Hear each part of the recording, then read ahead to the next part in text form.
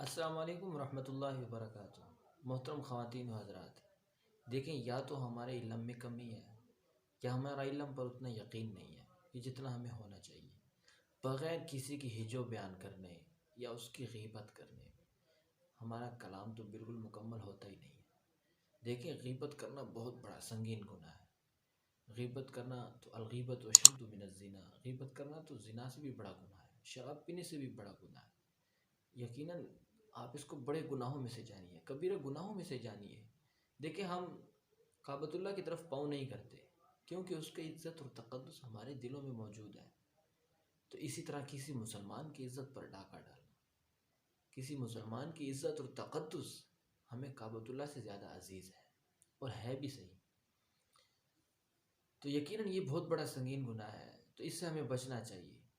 تو کسی کے پرکھنے میں جلد بازی نہیں کرنی چاہیے، کسی کو آپ تھوڑی سی مہلت دے دینا، آپ کسی کی سنی سنائی باتوں پر عمل نہ کریں۔ تو آپ ایسی محفلوں میں بھی نہ جائیں جہاں پر غیبت ہو رہی ہو، کسی کی ہجو بیان ہو رہی ہو، کسی کی دل آزاری ہو رہی ہو، تو آپ ایسی محفل سے دور رہیں۔ حضور اکرم صلی اللہ علیہ وسلم کی حدیث مبارک کا مفہوم ہے، آپ صلی اللہ علیہ وسلم نے ارشاد فرمایا: الوحدۃ خیر من جلیس السوء وجلیس الصالح خیر من الوحدہ۔ فرمایا کہ کسی بری محفل سے بیٹھنا الگ بہتر ہے، اور الگ بیٹھنے سے بہتر ہے کہ آپ کسی اچھی محفل میں بیٹھیں۔ تو خدا را یہ بہت بڑا سنگین گناہ ہے، اس سے آپ بچتے رہیے، دوسروں کو بھی بچنے کی ترغیب دیں۔ حضرت عبداللہ ابن عباس رضی اللہ تعالیٰ عنہ کا قول ہے، فرماتے ہیں کہ جب تم کسی چیز کا وجود چاہتے ہو تو اس چیز کا تکرار کرو، جتنا زیادہ تکرار ہوگا تو اس کا وجود ہمارے دلوں میں آئے گا۔ دیکھیں شاید یہ برائی مجھ میں ہو، یہ میں آپ تک پہنچا رہا ہوں، یہ منقولی باتیں ہیں، نقل شدہ تحریروں میں سے ایک خلاصہ لیا ہے۔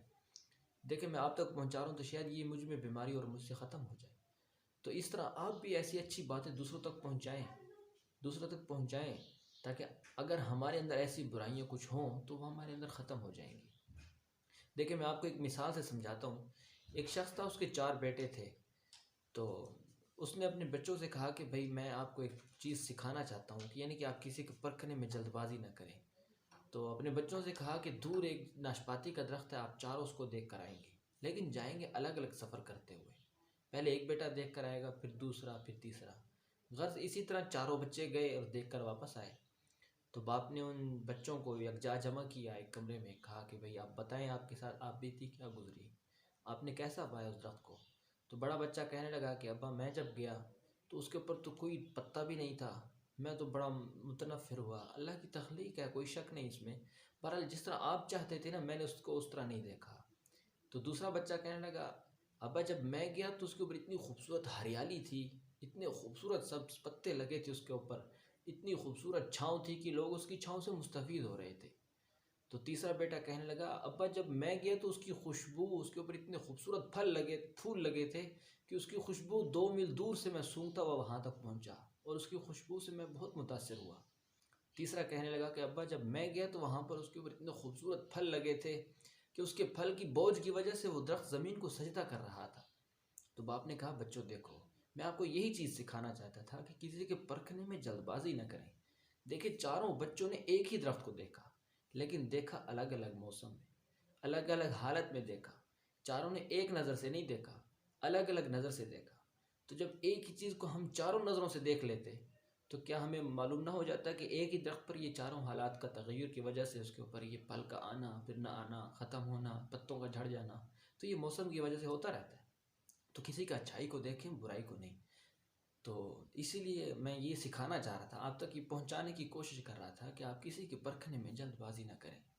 دیکھیں لا تعملوا بقول احد من غیر تدبر، بغیر کسی سوچے سمجھے کسی کی بات پر یقین نہ کریں، اور کوئی ایک بندہ آپ کو کہہ دے اور آپ اس کے اندر تدبر غور و فکر کریں، اولا تتفکر ثم تتکلم، کہ پہلے آپ غور و فکر کر لیں پھر بعد میں کلام کریں۔ کیا برائی ہے اس میں؟ آپ پہلے سوچ سمجھ لیں بعد میں بات کر لیں، پہلے اس کو پرکھ لیں پھر بعد میں اس کے خلاف ایسا کام کرنا بھی ہے، کچھ پہنچانا بھی ہے کسی تک، کسی کو اگر اس کی برائی سے بچانا ہے تو پھر آپ بتا سکتے ہیں۔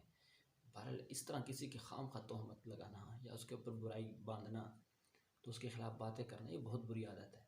ایک اور مثال دیکھیں، حضرت حسن بصری رحمۃ اللہ علیہ، یا غالباً حضرت بایزید بستامی رحمۃ اللہ علیہ کی طرف منسوب ہے، فرماتے ہیں کہ ایک دفعہ وہ جا رہے تھے تو دیکھا کہ سامنے ریت کے ٹیلے پر ایک لڑکی اور لڑکا بیٹھے ہیں، ان کے سامنے پانی بھی پڑا ہے۔ تو ایک بوتل تھی، تو حضرت حسن بصری رحمۃ اللہ علیہ نے جب دور سے دیکھا تو وہ سوچنے لگے کہ یہ دونوں کسی غلط ارادے سے بیٹھے ہیں، رات کے اندھیری ہونے کا بھی انتظار کر رہے ہیں اور ساتھ میں ان کی شراب کی بوتل پڑی ہے۔ چونکہ انہوں نے ان سے حقیقت نہیں معلوم کی تھی نا، جب وہ قریب گئے تو پوچھا بھائی آپ کون ہیں؟